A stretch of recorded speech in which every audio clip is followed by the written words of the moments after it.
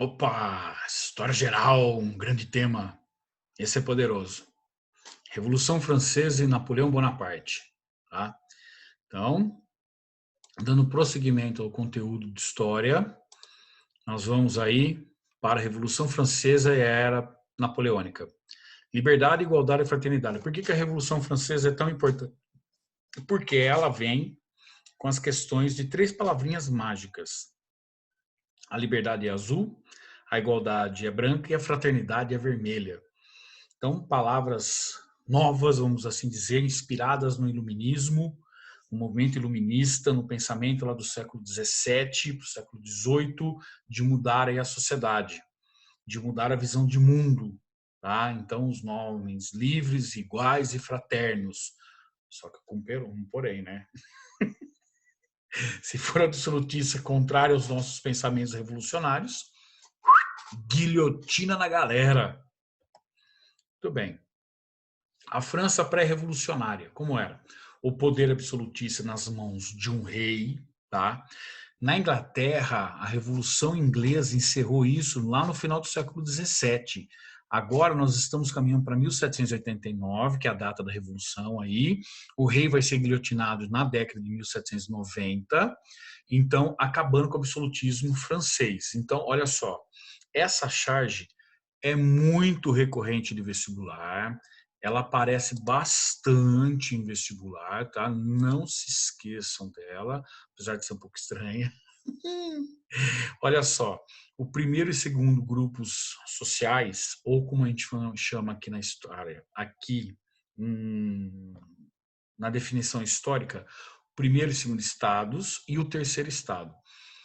2 para 3% da população privilegiada, com privilégios na França. E 98, 97% da população totalmente excluída de privilégios. Quais eram os privilégios? Não pagar impostos e ter acesso a terras. O restante aqui vivia na miséria. Grande parcela da população francesa vivia na miséria. Não se esqueçam dessa charge, ela aparece muito em vestibular, tá? Essa é outra que aparece também em vestibular, um pouquinho diferente, mas também com o mesmo conteúdo.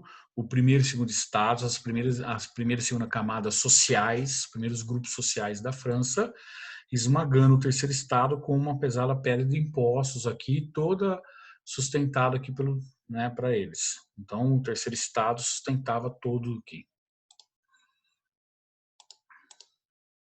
Aqui a divisão, tá? Primeiro estado, segundo estado, terceiro estado, a burguesia. A burguesia, o que a burguesia está fazendo aí? A burguesia quer ficar rica. A burguesia não é rica, só que ela não tinha esses privilégios aqui. Por isso que a burguesia está aqui no terceiro estado. Ela não tem dinheiro? Tem. Ela não tem o status social, não tem o prestígio social e tem que pagar imposto. Por isso, tá? Que ela continua aqui. Então, a Revolução Francesa é uma revolução o quê? Burguesa. A burguesia conduz esse movimento revolucionário e deixa depois o povo de fora. É lógico, tá? Os sans-culottes aqui são os mais pobres. Eles têm esse nome porque eles não usavam calça curta até o joelho, que era moda, que era dos ricos. Ele usava só calça comprida. Calça comprida na época era sinônimo de pobreza.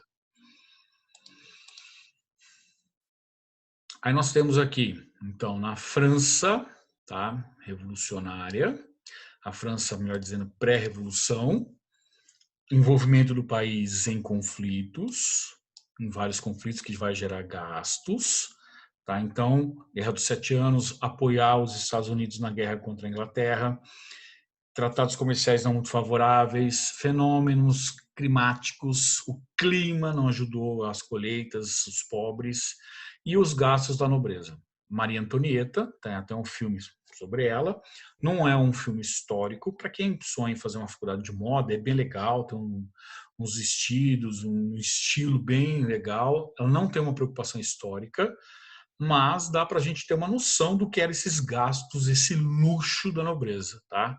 Isso aqui é só um íconezinho do que era, né? um GIF desse filme. Então, mostra bem o como se preocupava a questão aí da nobreza perante a pobreza da França.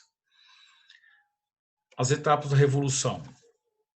O rei absolutista, ele tenta contornar a situação que se encontra a França, ele convoca uma reunião dos 3 estados, das 3 camadas sociais, e na Assembleia dos Estados Gerais, o primeiro e segundo estado, ampla minoria da população, eram maioria na Assembleia. O primeiro e segundo estados eram maioria na Assembleia. O terceiro estado, que representava mais de 97% da população, era minoria. Ou seja, se precisasse mudar alguma coisa, nem pensar. O terceiro estado se retira e convoca uma Assembleia Nacional Constituinte. Uma Assembleia para a realização, para a elaboração de leis para o país. Evitar um governo absolutista. Então, o rei não concorda, tá? O rei não concorda. O povo sai às ruas em apoio a essa Constituição e conquistou a Bastilha. Símbolo absolutista. O que era a Bastilha? Era uma antiga prisão, era uma prisão, depósito de pólvora, que o povo entende que deve ser capturado, e agora é nosso, é o nosso símbolo. O símbolo absolutista não é mais o rei, é nosso. Eu, povo, tomei. Então, essa é uma frase bem legal do Luís XVI, em que ele é acordado e um funcionário dele, ele pergunta para um funcionário, é uma revolta? Aí o funcionário responde, não, majestade, é uma revolução. Tá? Então, significa que algo realmente vai mudar de forma abrupta, de forma radical dentro do cenário francês. Aí nós temos o caminhar aí da França, o caminhar francês aí da Revolução, 1789, a queda da Bastilha, a apresentação de um documento, um dos mais importantes da história da humanidade, a Declaração dos Direitos do Homem e do Cidadão, em que todos nós nascemos livres e iguais, não é um documento contrário à sociedade desigual economicamente falando. É um documento para justiça, igualdade jurídica, vamos assim dizer, mas não econômica. Então acabam os privilégios feudais, o rei agora vai ter que governar de acordo com uma constituição, tá? O rei agora vai ter que aceitar uma constituição, fato que ele não aceita, para tanto que ele tenta fugir, acaba preso e vai acabar sendo guilhotinado. Aí nós temos aqui a frase, a colocação dentro do hino nacional francês. Olha só.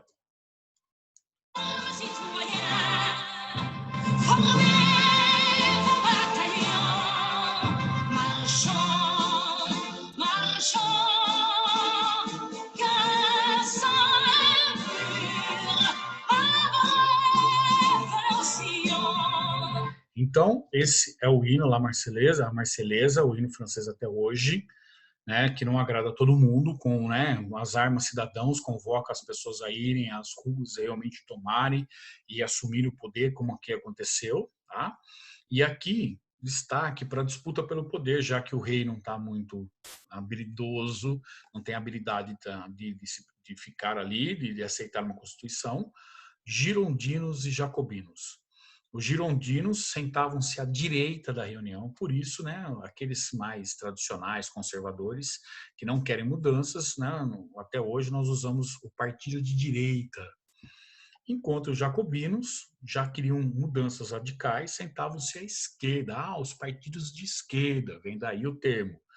Então aqui, os jacobinos, pequena e média burguesia, os sans-culottes em geral, liderados principalmente por Maximilien de Robespierre.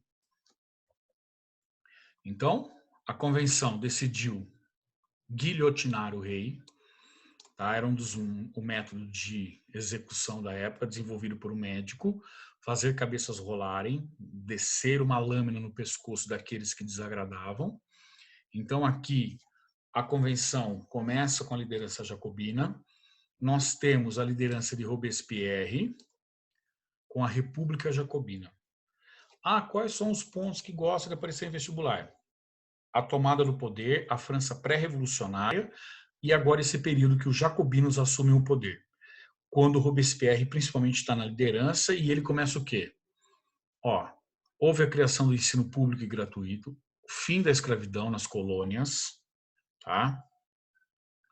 Nós temos o estabelecimento dos preços, a lei do máximo, eles controlam o preço dos produtos, tá? Começa a controlar o preço dos produtos. Sufrágio universal masculino, isso é inédito. Isso é algo inédito até então. Estabelecer aí um voto para todos os homens. Ah, e a mulher?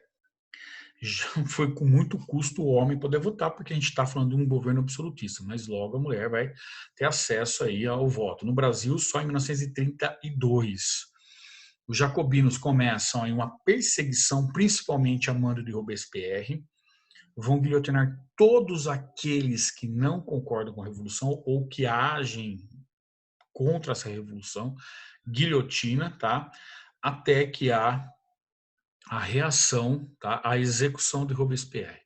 Então, França pré-revolucionária, absolutista, excludente, grande parcela da população na miséria, tá?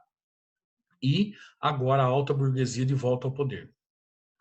É o governo agora chamado diretório, um governo fraco e corrupto, que não resolve os problemas da França,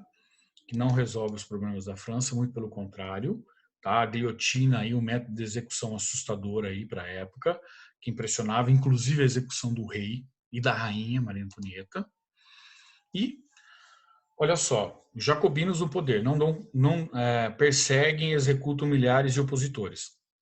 A alta burguesia forma um novo governo, guilhotina Robespierre, líder jacobino, não consegue dar paz, não consegue dar estrutura. Em 1795 a 1799, qual que é a saída? Entregar o poder a um jovem e brilhante general do exército francês, Napoleão Bonaparte.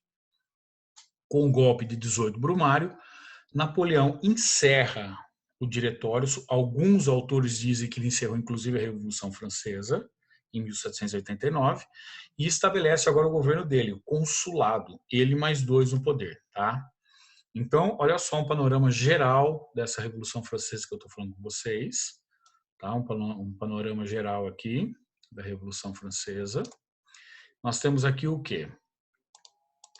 Os fatores que levaram à Revolução, a tentativa de organização do rei, o processo revolucionário que levou à queda, inclusive, do rei, as mudanças de apresentação aí de direitos, de leis, de novas propostas para a França, a Convenção Nacional liderada principalmente pelos jacobinos e Robespierre, e o diretório que não dá solução até a chegada de poder de Napoleão Bonaparte, tá?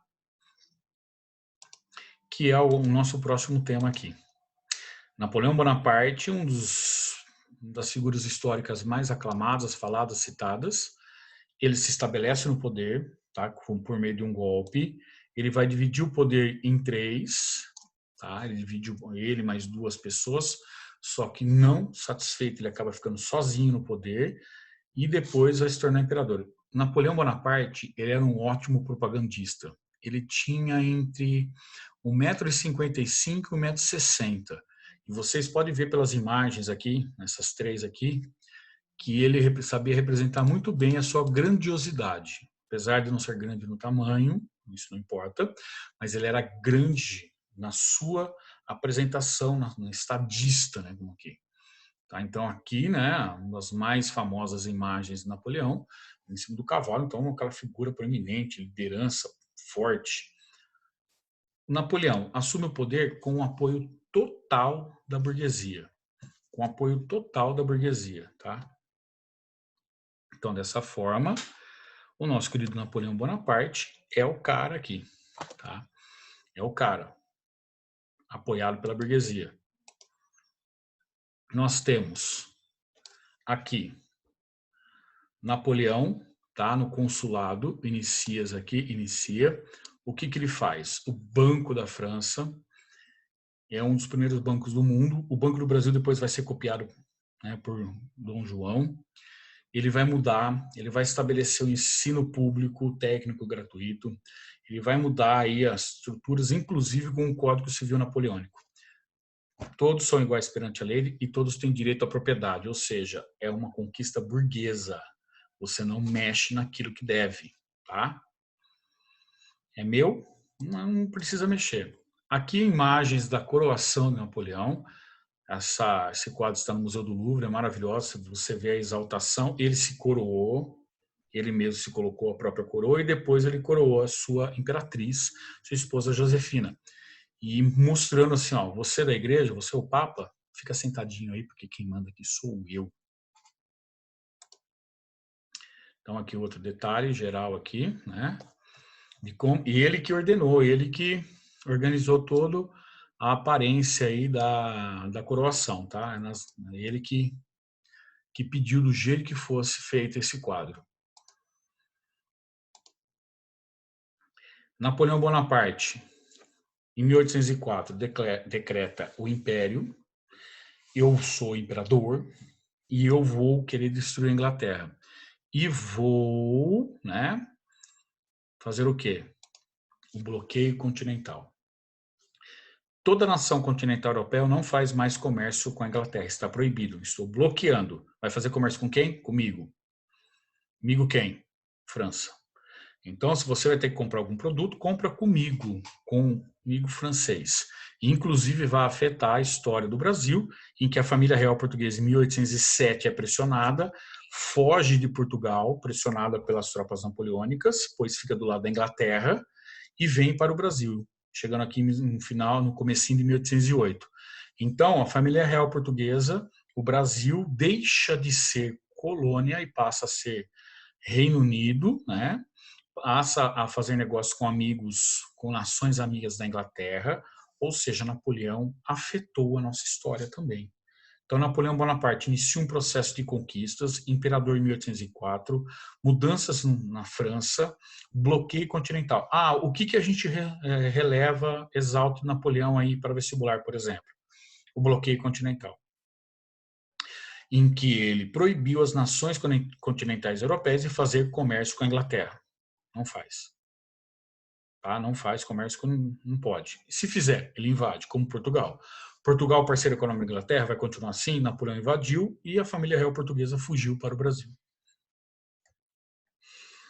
Em 1804, 1815 é um período de conquistas, só que Napoleão ele não consegue manter os seus domínios, chega até Moscou, vai até a Rússia, aumenta os seus domínios, só que ele não consegue manter isso. É derrotado na primeira vez, exilado na ilha de Elba, quando depois ele foge, fica 100 dias no poder, retorna, é derrotado de forma definitiva na Batalha de Waterloo, na região da Bélgica, e exilado na ilha de Santa Helena, onde ele faleceu em 1821. Então, Napoleão Bonaparte, o que a gente ressalta? Ressalta a característica dele.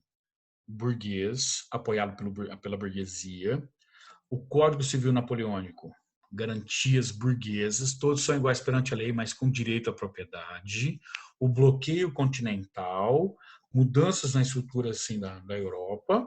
Então, o que eu falo para relevar de Napoleão? Bloqueio continental e as conquistas da burguesia. Tá? São os pontos centrais sobre Napoleão Bonaparte. Após a derrota de Napoleão Bonaparte em 1815, acontece o Congresso de Viena, a reunião entre os signatários, entre os países principais da Europa, em que eles decidem reorganizar o mapa político europeu. Falaram, espera um pouquinho, Napoleão bagunçou, conquistou, dominou a Espanha, Portugal, chegou até a Rússia. Não, vamos voltar ao que era. Vamos dar o direito de restaurar o absolutismo. Então, quem perdeu o poder com ondas revolucionárias, como na França, tem o direito de voltar, tá? E o Congresso de Viena estabelece o equilíbrio europeu em 1815. Esse equilíbrio europeu vai se manter aí de forma, às vezes, até frágil, até 1914. Que data é 1914, então? Início da Primeira Guerra Mundial, tá? Então, nós temos aí a Revolução Francesa, liderado principalmente pela burguesia, com as transformações políticas na França, com as propostas de liberdade, igualdade e fraternidade, com Robespierre no poder, liderando os jacobinos e estabelecendo o período de terror e as perseguições aos opositores. A burguesia não dá conta de solucionar os problemas da França, convoca Napoleão Bonaparte, que vai estabelecer de primeiro aí um governo consulado, depois se estabelece como imperador, bloqueio continental, as ordens burguesas, até ser derrotado em 1815, tá?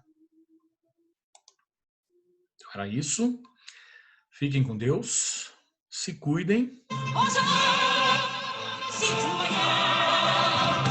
Tchau.